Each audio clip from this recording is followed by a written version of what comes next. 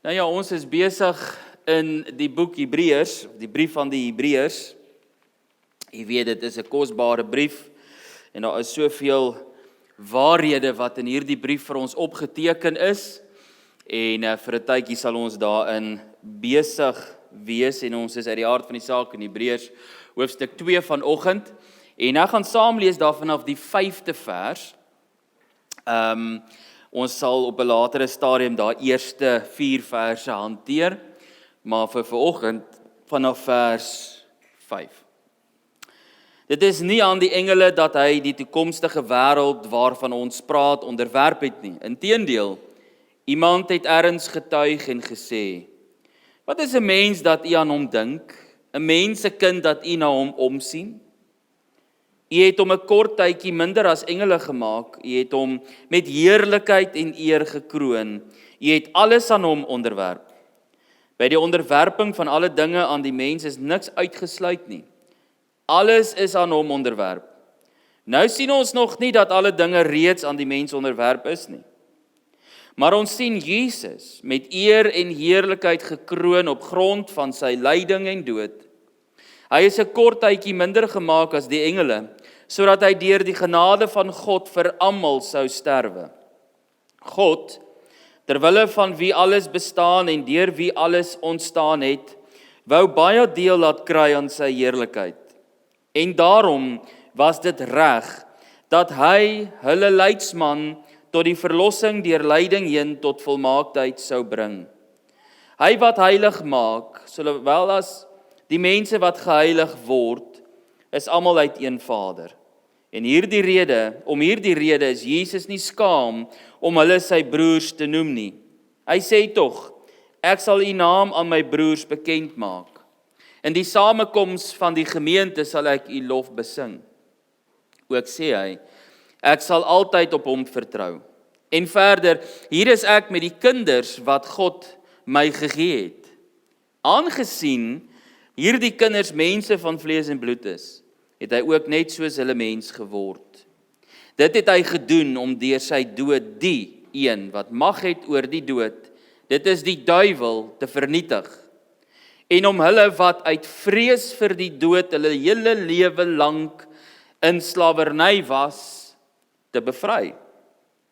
Dit is duidelik dat dit vir hom nie om die engele gaan nie, maar om die nageslag van Abraham. Daarom moes hy in elke opsig aan sy broers gelyk word, sodat hy 'n barmhartige en getroue hoëpriester voor God kon wees, om die sondes van die volk te versoen. Omdat hy self versoek is en gelei het, kan hy die help wat versoek word. Nou ja, net tot daar uit die woord van die Here. Nou ja, met die intrapslag, so met die deur in die huis, wil ek vir vanoggend sommer al reeds sê, as die tema nou is, neem my na julle leier, wil ek vir nou al reeds sommer net sê, dat ons weet, dat die leier, die leidsman van die Christelike geloof is niemand anders as Jesus Christus, en hy leef. Hy leef. En wat 'n wonderlike voorreg om hom te kan dien. Ons geloof is nie te vergeefs nie. Wat 'n wonderlike bemoediging. Wat 'n bemoediging, veral as jy deur lyding en stryd gaan, deur 'n tyd van beproewing, om te weet dat my leidsman, my leier, die een wat voorloop, die een wat leef, is deur beproewing, is deur versoeking, is deur lyding, en daarom dat hy met ons barmhartigheid het, en empatie het, nie net simpatie nie. Hy weet wat dit is. Hy weet van die stryd. Hy het in alle opsigte gelyk geword aan die mens. Hy leef. En wat 'n bemoediging, want ek weet dat ek kan aanhou om God te bly dien. Ek kan aanhou om Christus te bly dien. Ek hoef nie weg te dryf nie, ek hoef nie van die pad afvallig te word nie, ek hoef nie die Christelike geloof op te sê nie, want die Heiland leef. Nou dit is presies nou as jy hoofstuk 2 vers 1 tot 4 lees, is daar 'n waarskuwing om nie weg te dryf nie. En dis een van die redes hoekom ek nie hoef weg te dryf nie, want die een aan wie ek my verbind het, Christus Jesus leef. Hy leef. Nou, as jy nou, hier's nou baie mense wat baie films kyk en hulle hou van films en Hollywood en al die dinge. Nou baie keer dan probeer hulle nou in die fiksieverhale dan kom die sogenaamde buiteweeslike mensies, jy weet, hulle wat altyd groen is en vreemd lyk, en dan kom hulle aarde toe, dan vra hulle mos nou hierdie vraag, of sê, neem my na julle leier. Wie is in beheer? Jy weet, vat my na julle leier. En dit is vir my wonderlik, dat vers 10 sê hier, God terwille van wie alles bestaan en deur wie alles ontstaan het, wou baie deel laat kry aan sy heerlikheid. En daarom was dit reg dat hy, God, hulle leidsman tot die verlossing deur lyding heen tot volmaaktheid sou bring. Ons gaan nou kyk na die hele vers. Die leidsman, Christus Jesus. En dan hoop ek dat as daai snaakse groen mannetjie vir jou vra, neem my na jou leier, dan sê jy vir hom, wel jy gaan hom nie nou sien nie, maar Jesus leef en ek weet dit want die gees van God is in my hart. Dit is as daar sulke snaakse groen mannetjies bestaan. Hulle noem hulle mos nou aliens, jy weet. Wat hulle baie hard probeer bewys vandag. Ek weet nie hoekom nie. Maar die leidsman, Christus Jesus. Dit het hom betaam, terwille van wie alle dinge en deur wie alle dinge is, as hy baie kinders na heerlikheid wou bring, om die bewerking van hulle saligheid deur lyde te volmaak, sê die ou vertaling.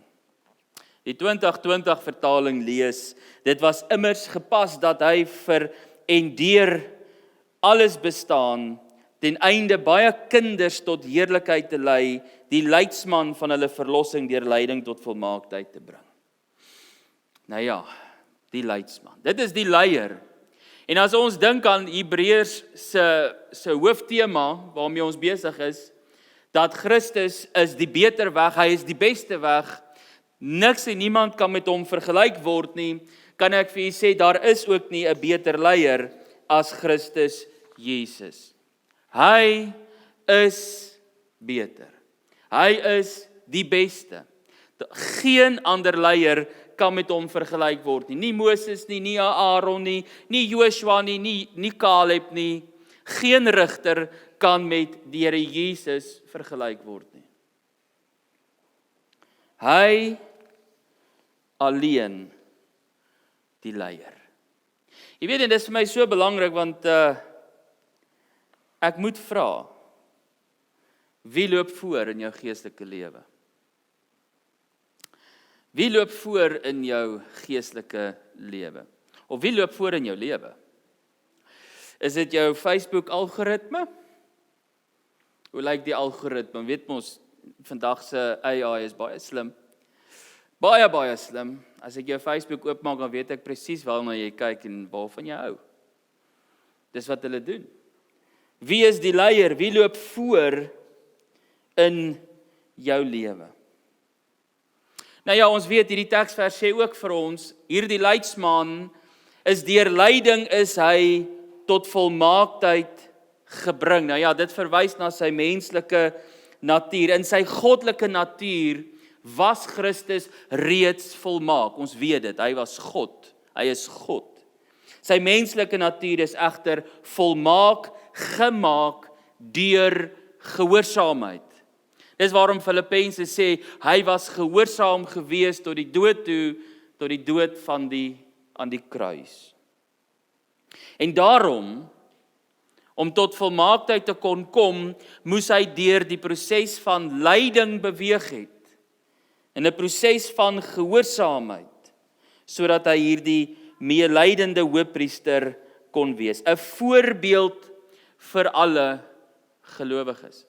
Jy kan gerus Hebreërs 5 vers 8 tot 9 lees en Hebreërs 7 vers 25 tot 28, ek weet ek noem dit nou vinnig, jy kan maar later net na die opname kyk en dit net neerpen, Filippense 2 vers 8 en natuurlik 1 Petrus 2. Christus Jesus is deur 'n tyd van lyding, want hy het gekies om gehoorsaam te bly aan die wil van sy Vader. En hy het die volmaakte geregtigheid bewerk en kom vestig. Lees Matteus 3 vers 15. En nou weet ons dat hierdie geregtigheid wat hy bewerk het, word aan my toegereken, word aan jou toegereken, die oomblik wat jy tot geloof kom in Christus Jesus. Dis waarom hy aan die kruis gesterf het, maar meer lank voor dit, dis waarom hy 'n heilige toegewyde lewe geleef het, onberispelik geleef het, sodat ons deur hom geregverdig kan word. Hy is die leidsman, die volmaakte leidsman, die perfekte leidsman, die een wat voorloop, die perfekte leier. En as ons kyk na wat hierdie leidsman, die Grieks nou natuurlik beteken, praat dit van die stigter van 'n skool van denke of gedagtes, 'n pionier. Dis die gedagte, iemand wat voorloop, iemand wat doen. Hy is eerste.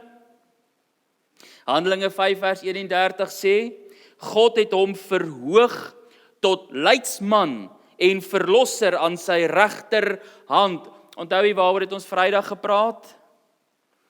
Hy is verhoog in die hoogste hemele aan die regterhand van die Vader, het hy gaan sit. Die leidsman, die leier, sodat hy Israel tot bekering kan bring en hulle sondes kan vergewe.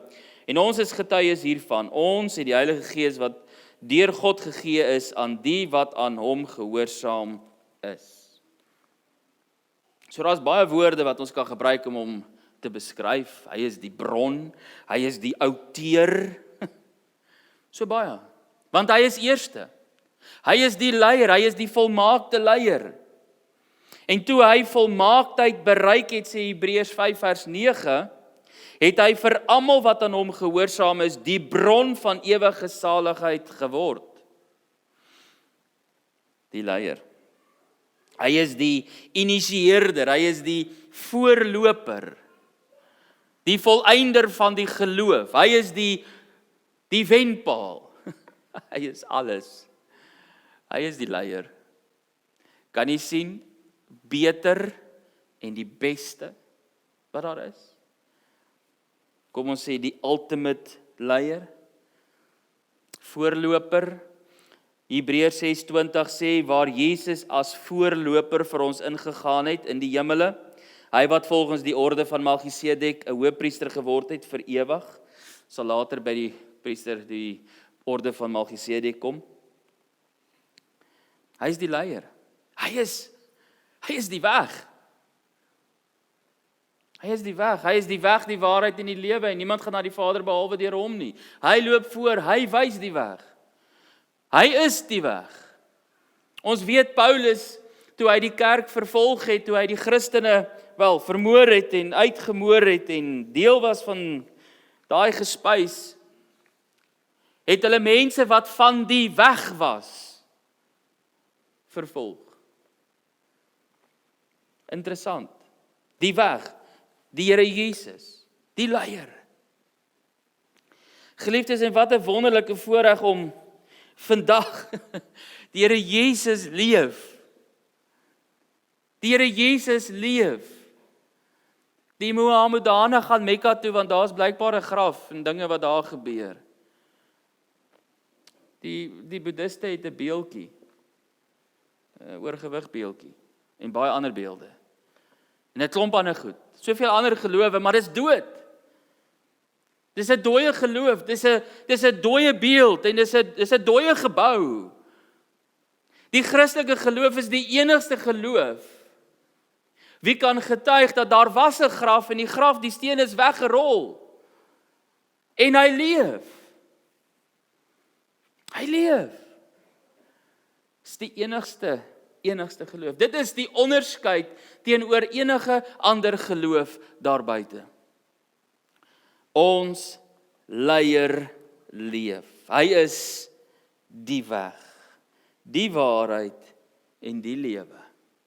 Niemand gaan na die Vader behalwe deur hom nie. Nee, daar is nie baie weë na Rome nie. Daar's net een weg. Daar is net een weg. En geliefdes, ek dink vandag is 'n goeie dag om net te dink en na te dink oor ons leier. Aan ons leidsman, Jesus Christus. Hy het vir ons 'n voorbeeld nagelaat. Dis die eerste ding waarna ek wil kyk. Die voorbeeld wat ons leidsman vir ons nagelaat het. Nou ja, die skrywer van Hebreërs verwys daarna uit 'n aanhaling uit Psalm hoofstuk 8 of Psalm 8 nie hoofstuk 8 nie. Psalm 8 wat hy vir ons net 'n beskrywing gee van die mensdom. Nou ja, dit is nou nie om die mense bietjie hoogmoedig te maak nie. Ons is nie in daai lyn van bediening nie, maar ons moet net vir 'n oomblik besef dat die mens is die kroon van God se skepping. Alles anders was goed, maar die mens is baie goed. Dis hoe hy geskape is. Dis 'n goeie geskenk om te wees vir hierdie wêreld. Dis 'n mens. Ons is geskape na die beeld van God. God het die mensdom 'n bietjie laer as die hemelse wesens, as engele gemaak. Verstaan jy dit? Minder as, net 'n bietjie laer as engele. Die waardigheid wat daar is aan die mensdom. Dink vir 'n oomblik daaraan. Die waardigheid wat ons het. God het die mensdom met glorie en eer bekroon en gekroon. Die menslike wese, die menslike wesens was die ontvangers van God se spesiale guns. Sy genade, die kroon van God se skepping. En nou benewens die mense se waardigheid en genade, het hy ook 'n spesiale heerskappy ontvang oor hierdie wêreld. Onthou, God het daar in die begin gesê dat jy moet heers oor die visse van die see en die diere, die kruipende diere.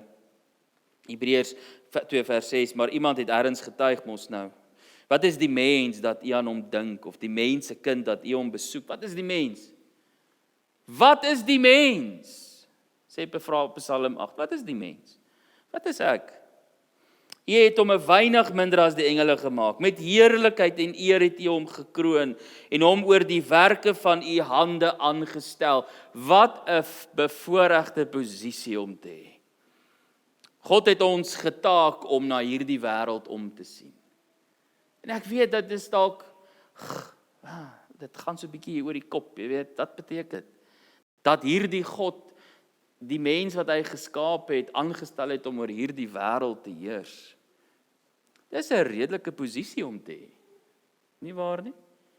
Dat die skepper van hemel en aarde besluit het dat hierdie nietige wese, die mens wat hy geskaap het uit die stof van die aarde, gaan waak en kyk na hierdie planeet aarde, is 'n posisie om te beklee.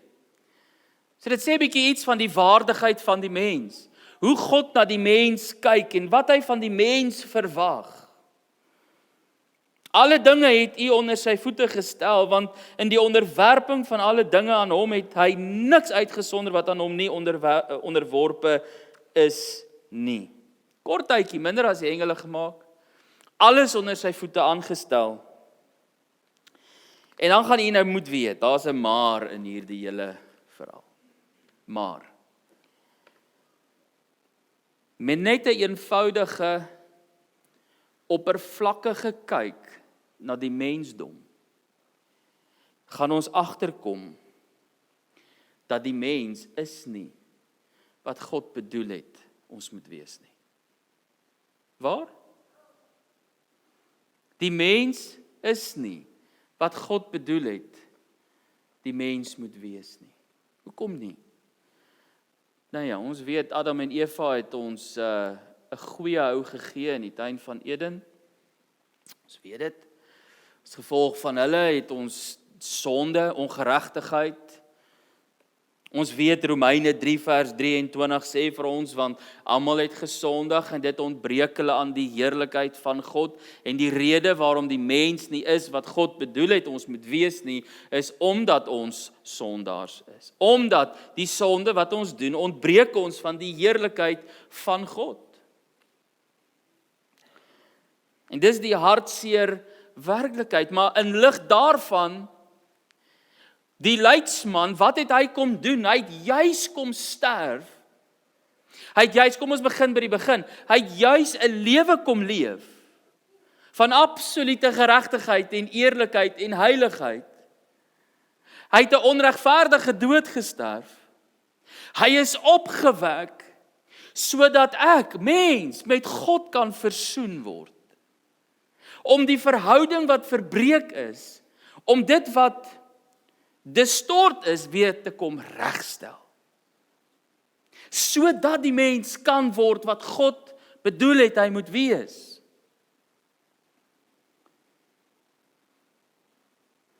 Dit is wat die Here Jesus kom doen het. En in lig van hoe die mens is en hoe Christus is, hoop ek jy besef dat, wow, ek skiet tekort.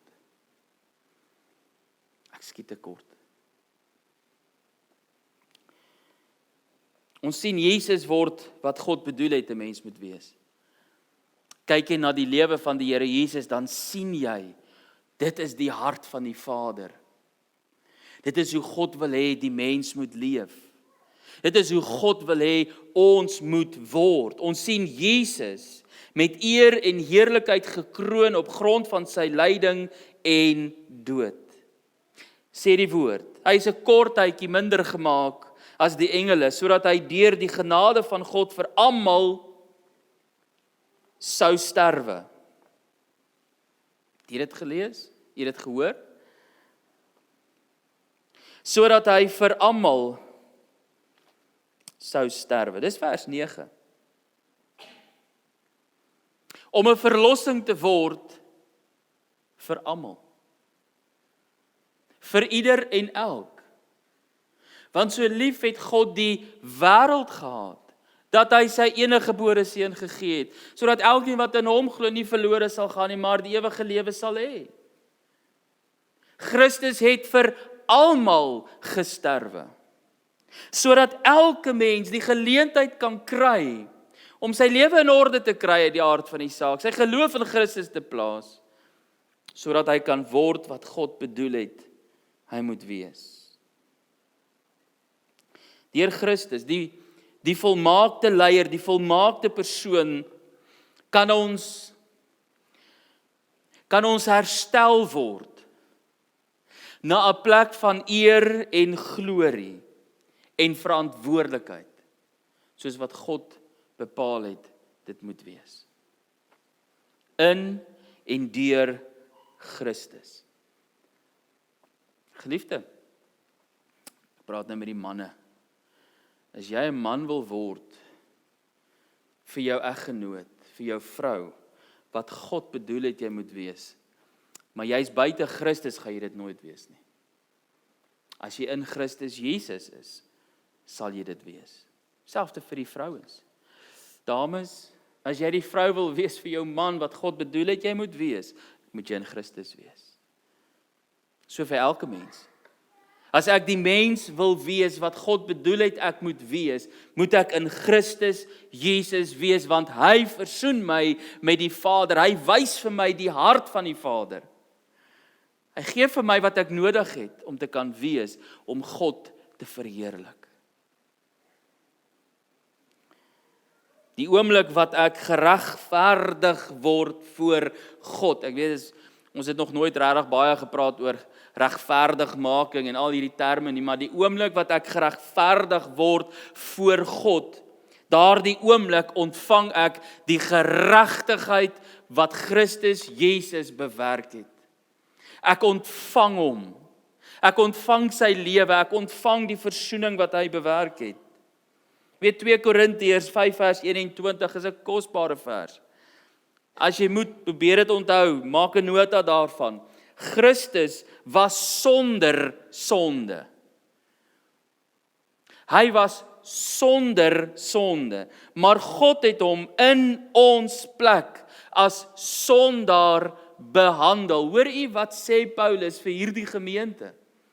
Christus was sonder sonde. Maar God het Christus in ons plek behandel soos 'n sondaar. Dis waarom ons praat oor die plaasvervangende dood van Christus Jesus. Hy het in ons plek gesterf. Hy het in ons plek die straf gedra. Dis wat Jesaja 53 ook vir ons sê. Deur ons eenheid met Christus, deur God vrygespreek kan wees. Daarom kan ons deur God vrygespreek word. Die ou vertaling, die 33-53 vertaling, sê, want hy het hom wat geen sonde geken het nie, sonde vir ons gemaak. Sodat ons kan word geregtigheid van God in hom. Nou geliefde, dit is waarom die Here Jesus aan die kruis uitgeroep het, my Vader, waarom het U my verlaat? Sonde maak skeiding. Sonde maak skeiding. Dis die ding. Soos Christus nie 'n sondaar was nie. Hy het 'n heilige lewe geleef. Hy was nie 'n sondaar nie, maar hy is behandel asof hy een was. So word alle gelowiges, wat nog nie verheerlik is nie, met ander woorde, ek en nie, ons is nog nie verheerlik nie, ons is nog nie in die hemel nie, ons is nou nog nie die engeltjies wat ons moet wees of wil wees nie, ons is nog nie in die hemel nie, ons is nog nie verheerlik nie, behandel God ons asof ons regverdig is, op grond van Christus Jesus. Daarom maak dit sin, geliefdes, uit genade is julle gered. Uit genade.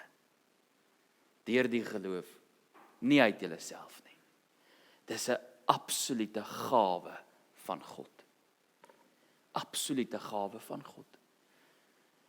Ons leier, Christus Jesus, aan wie ek my verbind het in my plek my sonde gedra, sodat ek die lewe wat hy geleef het, voor God kan ontvang.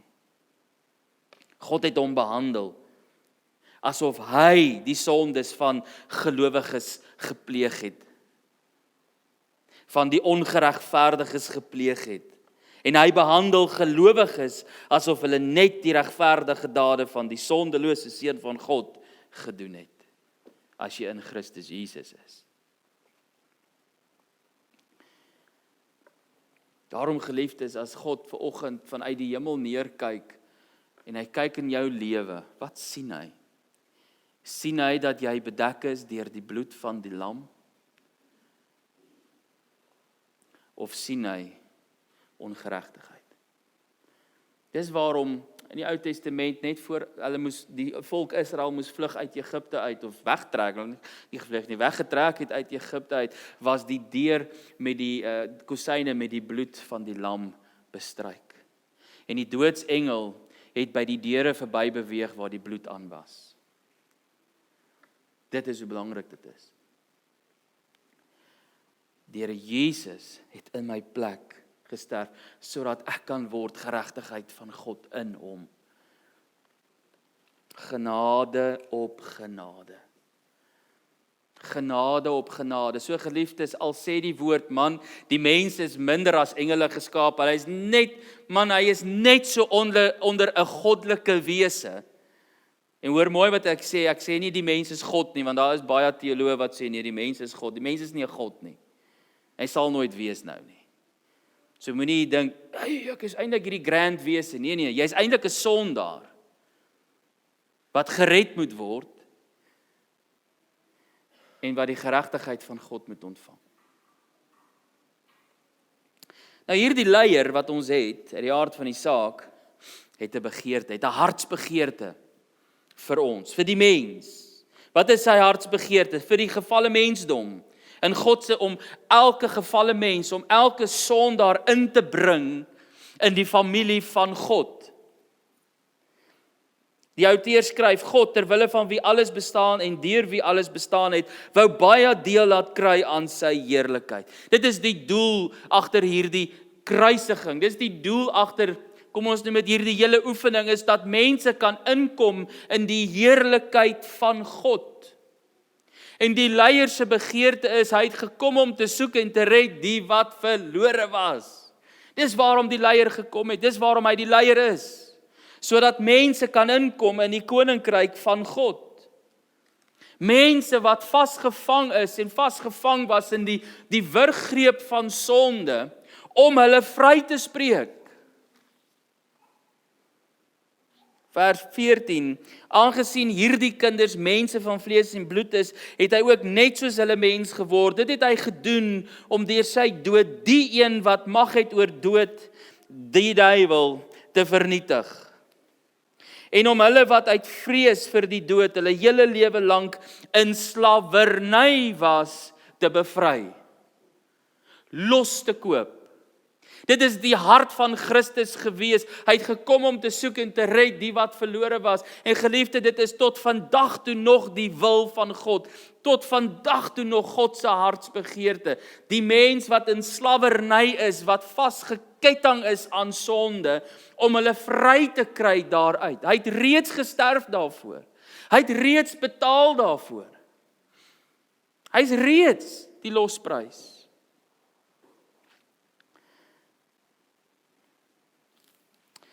Daarom is dit gepas, geliefde, as jy vanoggend hier sit en jy is nog vas in sonde, weet dat Christus het geleef, hy het gesterf, hy is opgewek uit die dood, dat jy kan vry uitloop. Dit is die eenvoud van die wonderlike evangelie wat ons het. Is nie complicated nie, dis nie moeilik om te verstaan nie.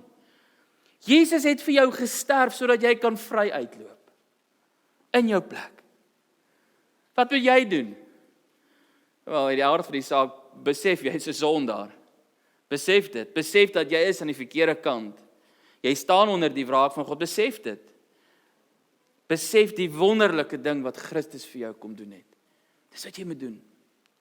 Sodat jy vry kan uitstap uit die tronksel. Want die duiwel, kyk, hy is 'n mensemoordenaar en hy is 'n leienaar van die begin af. Ons weet dit, Johannes 8:44 sê dit. En hy lieg vir jou.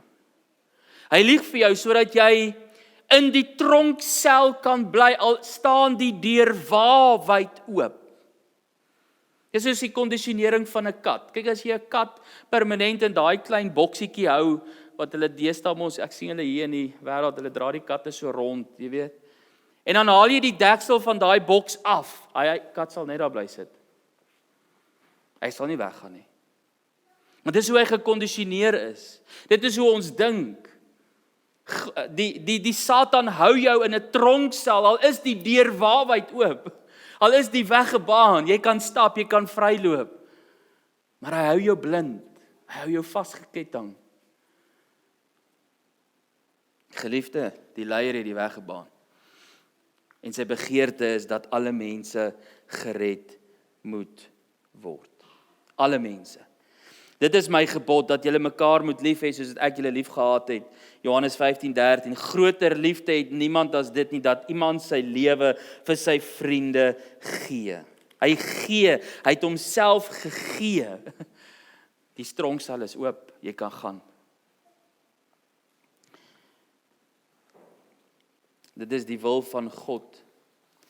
Geliefdes, 1 Timoteus 2, want dit is goed en aangenaam voor God ons verlosser wat wil hê dat alle mense gered word en tot kennis van die waarheid kom. Dit is die wil van God. Dit is die wil van ons leier. Dit is sy hartsbegeerte.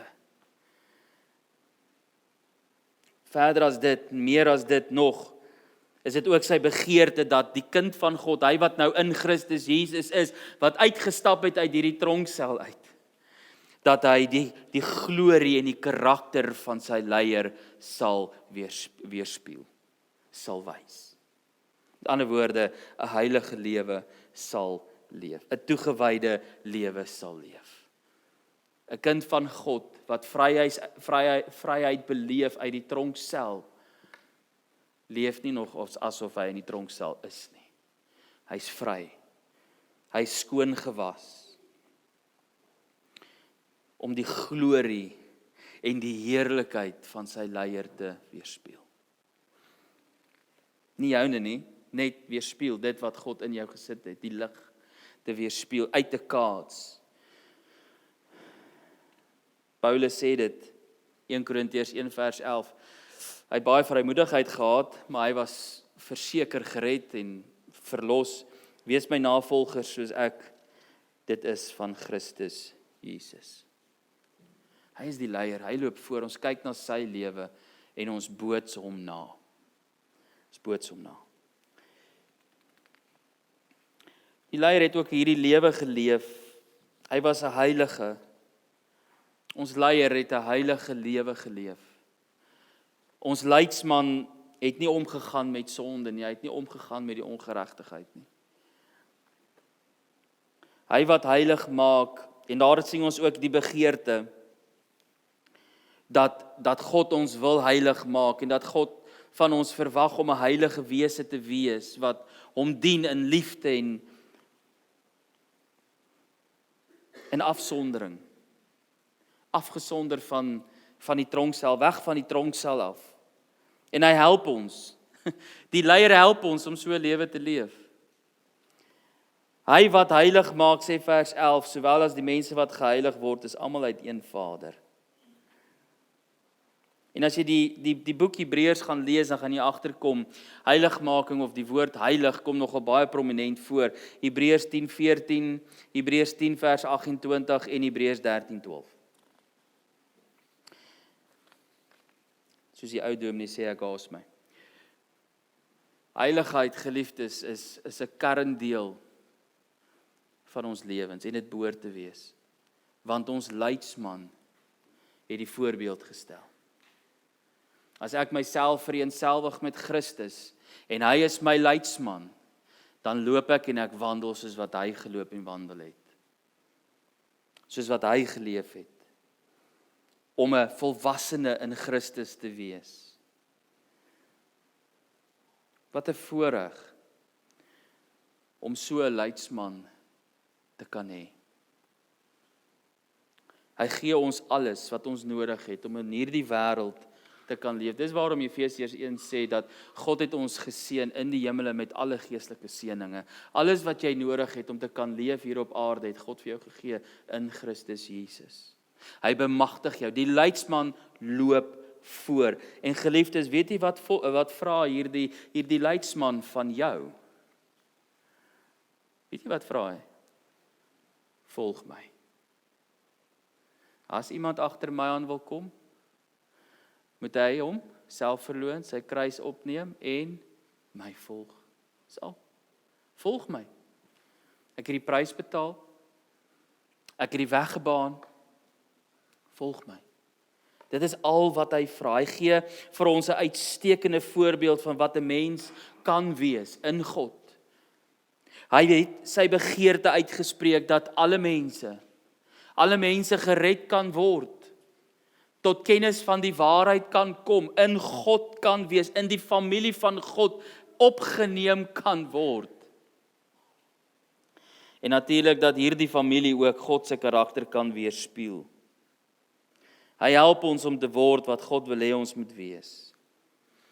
En al wat hy vra is, volg my. Sal jy dit doen? Die leier, die leidsman van ons geloof, volg hom. Amen. Kom ons bid saam. Ons Here, ons dankie vir u genade, ons dankie vir u goedheid en u guns. Here Jesus, u is die leidsman, u is die leier, u is die pionier, u is die bron, u is die leier en ons aanbid u.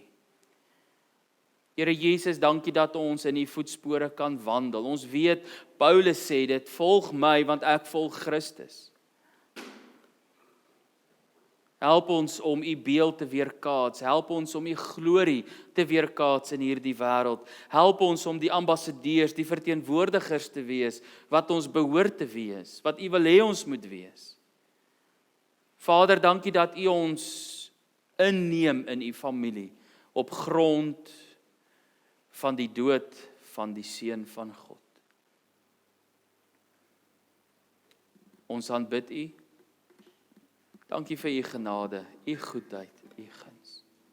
Seën ons asseblief die res van hierdie dag en maak ons bewus van U teenwoordigheid. Amen.